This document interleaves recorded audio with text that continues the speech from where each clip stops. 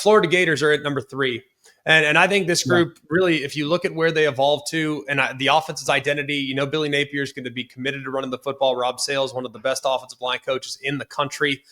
You got Jake Slaughter back, who's big time at center. Him being back is massive. Austin Barber's back at left tackle, a guy that was generating some NFL draft buzz, decided to return. I do look at what you have back on the interior at guard spot. I think you would like those pieces. I would imagine you just got to figure out right tackle now. But for the most part, this should be one of the best groups in the country, assuming all those pieces could come together and kind of reach their potential collectively. Well, we've mentioned multiple times during this interview of guys that are 5 stars, 4 stars, whatever that is, and they're just going to be good. Sometimes it does take some figuring out. And Kenijah Harris was one of those guys who it maybe took a little bit of time to kind of go figure that out. And Damian George was one of those guys.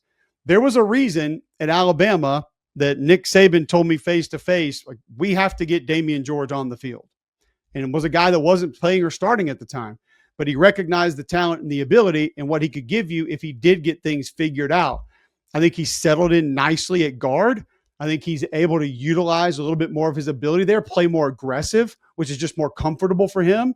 And this is a scheme similar to kind of Baylor that we've talked about and a few of the other groups that once you have the wherewithal and the know-how, a lot of things can start to go your way. I'll just say this, and this doesn't mean it makes it easier.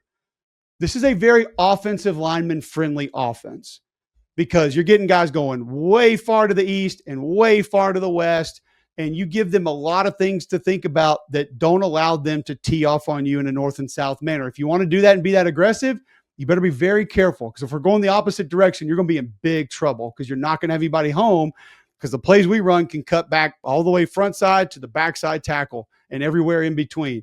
And then some of the passing game that's built off the run game that looks very similar, you can benefit from as well. And you stay aggressive, which is what I love. And I think that's the main reason Billy does a lot of what he does is it allows his group to stay aggressive consistently. And they got some backs that can flat out get it. So now you got 4 or 5 guys that know each other, know the scheme and the system. Now they're playing more aggressive on a more consistent basis. I love Jake Slaughter.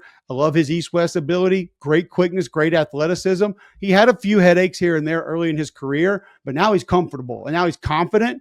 And I think this group, kind of like Auburn, has a chance to make a massive leap, probably based more on what their perception was last year than what the reality was.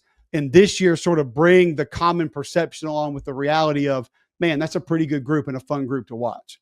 Yeah, I'm looking forward to watching them this year. I think they got a chance to really take a big step collectively as an offense, assuming Lagway can kind of get back and be who he was at the end of the season, maybe even take a couple steps forward this offseason as well.